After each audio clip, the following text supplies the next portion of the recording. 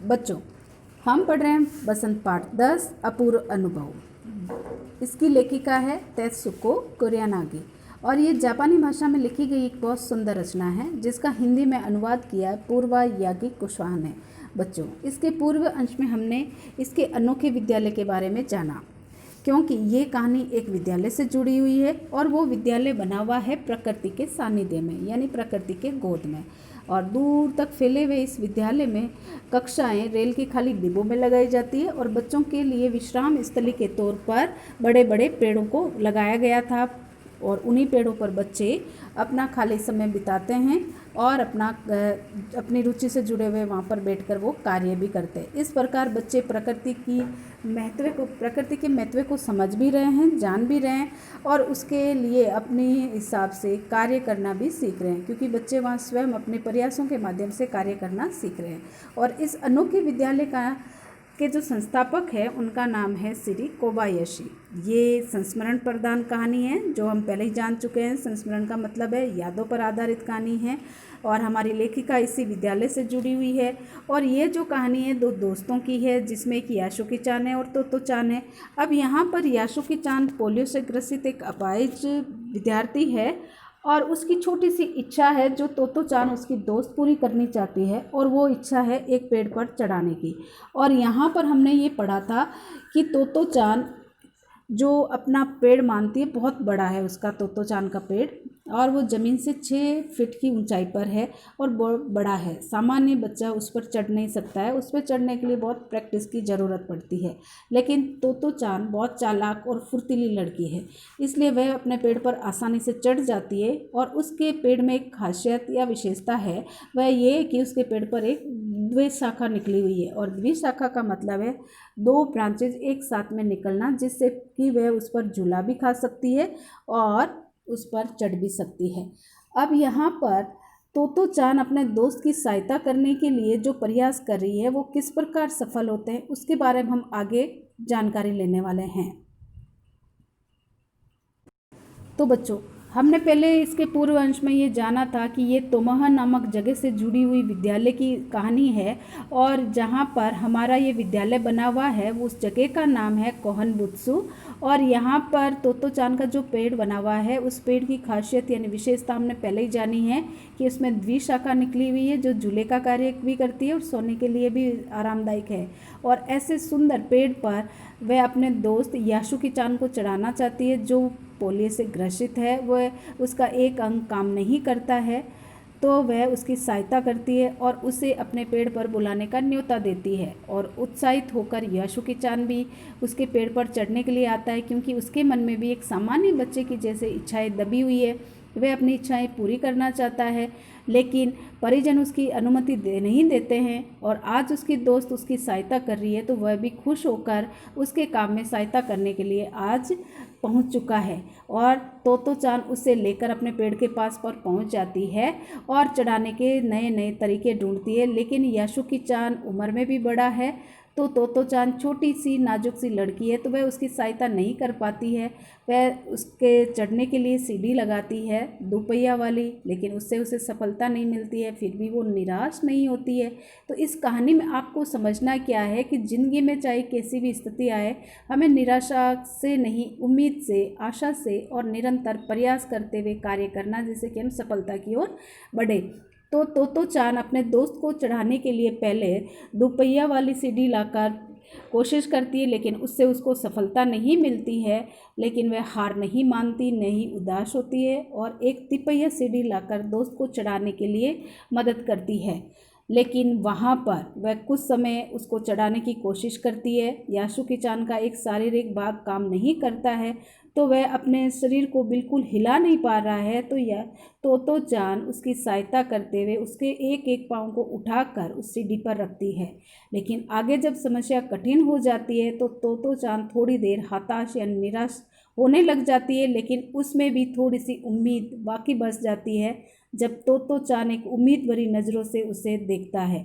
अब आगे के अंश में हम यहाँ जान रहे हैं कि यासुकी चान को पेड़ पर आमंत्रित करने की तमाम नई नई चीज़ें दिखाए। यानी यहाँ पर हम क्या जान रहे हैं कि तोतो चान ने यासुकी चान को अपने पेड़ पर आमंत्रित किया था यानी बुलाया था। किस लिए? क्योंकि ये पेड़ तोतो चान का अपना इंडिविजुअल है जिस पर वो कुछ भी रख सकती है, कोई दूसरा उसके पेड़ पर नहीं चढ़ सकता है।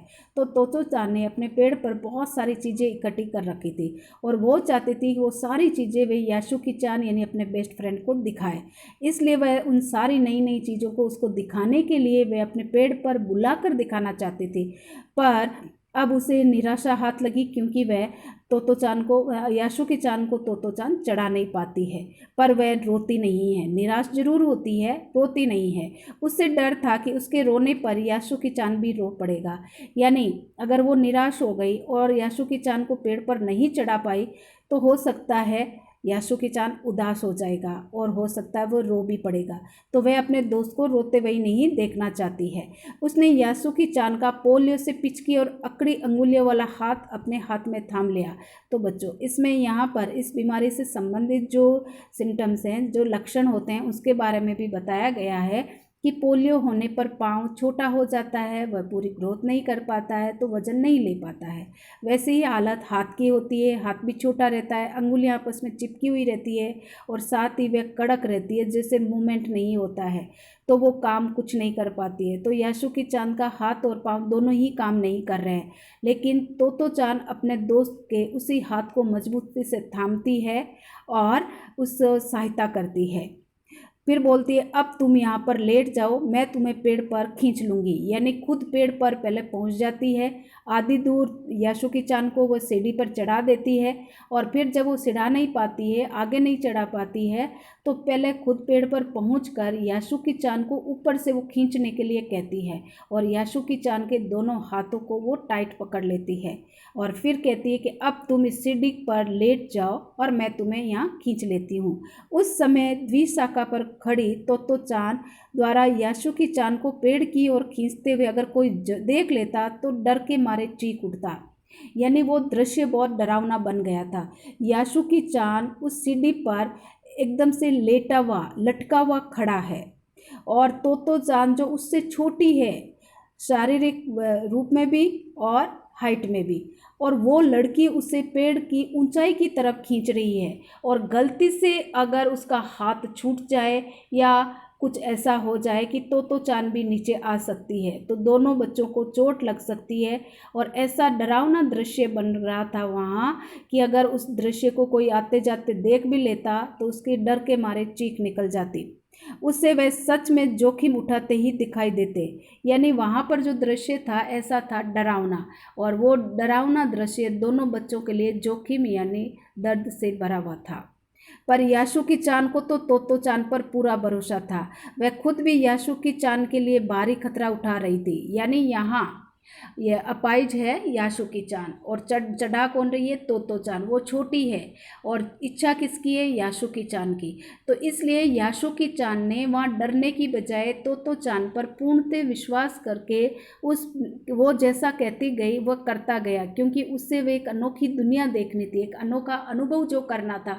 इसलिए उसके मन में बिल्कुल डर नहीं था, अपने दोस्त पर पूर्णतः विश्वास था। और इसी भरोसे के कारण जैसा जैसा तोतो चान उसे कह रही थी वैसा वैसे सारे खतरे वे उठाते हुए कार्य कर रहा था। अपने नन्हे नन्हे हाथों से वे पूरी ताकत लगाकर यासुकी चान को ऊपर खींच रही थी और एक बादल का बड़ा सा टुकड़ा बीच में आकर उन्हें कड़कती धूप से भी बचा गया। तो देखो बच्चों, वो छोटी सी बच्ची अपने दोस्त की छोटी सी इच्छा पूरी करने के लिए सुबह से प्रयास कर रही थी। तो यहाँ दोपहर तक का समय हो जाता है लेकिन वो चढ़ा नहीं पाती है, लेकिन फिर भी वो हिम्मत नहीं हारती है। तो यहाँ प्रकृति उसका सहयोग कर रही है, और किस प्रकार सहयोग कर रही है कि जो कड़कती हुई धूप वहाँ पर पड़ी हुई थी जिससे वे पसीने से तरबतर हो रहे थे, उस धूप से निजात दिलाने के लिए वहाँ पर आसमान में एक काला बादल सूरज को ढक लेता है, जिससे कि वहाँ पर थोड़ी देर के लिए छाया हो जाती है और वो कड़कने वाली जो धूप थी उसका प्रभाव कम हो जाता है। काफ़ी मेहनत के बाद दोनों आमने सामने द्विशाखा पर बैठे थे। देखो बच्चों, निरंतर मेहनत और प्रयास एक सही उद्देश्य से किया जाए तो ज़रूर सफल होता है, और ये सफलता तोतो चान को भी मिल चुकी है। यानी वे अपने उस जो कमज़ोर बच्चा है, जो उसका दोस्त है, उसकी इच्छा पूरी करने के लिए अपनी छोटी सी हाइट से छोटी सी बच्ची आज अपने दोस्त की इच्छा पूरी कर चुकी है और उसे अपने पेड़ पर वो बिठा चुकी है। और अभी वह दोनों बच्चे आमने सामने बैठे हुए उस सुंदर दृश्य को निहार रहे थे, लेकिन दोनों पसीने से पूरी तरह से भीगे हुए थे। अपने बालों को चेहरे से हटाते हुए तोतो चान ने सम्मान में झुककर कहा, मेरे पेड़ पर तुम्हारा स्वागत है। यानी जैसे ही वो पेड़ पर पहुंच जाता है यासुकी चान, दोनों कुछ देर के लिए पेड़ पर बैठते हैं, पसीना सुखाते हैं। फिर जैसे ही तोतो चान को याद आता है कि मेरे घर पर कोई मेहमान आया है तो मुझे उसका स्वागत करना है, और ऐसा सोचकर तोतो चान उसकी तरफ देखती है, बालों को चेहरे से हटाती है और कहती है, मेरे घर में आपका स्वागत है, यानी मेरे पेड़ पर आपका स्वागत है। यासुकी चान डाल के सारे खड़ा था,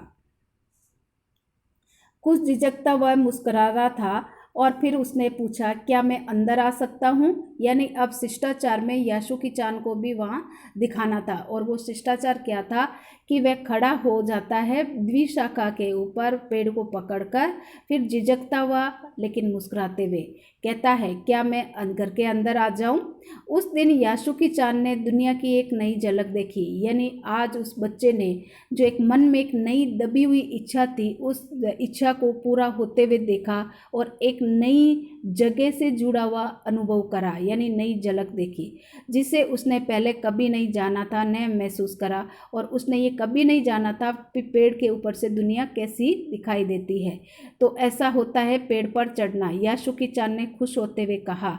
अब वह पेड़ पर चढ़ चुका है, कठिन प्रयासरत रहते हुए चढ़ा है, तो उसे ये अनुभव बहुत अच्छा लगा और वह बहुत खुश हो रहा था।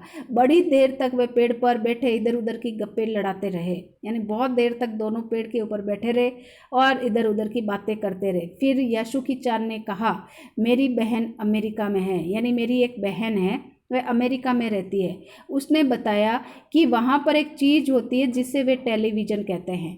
यानी बच्चों, ये जब कहानी लिखी गई थी तब नया नया टेलीविज़न का आविष्कार हुआ ही था, सब जगह ये टेलीविज़न नहीं पहुँचा था।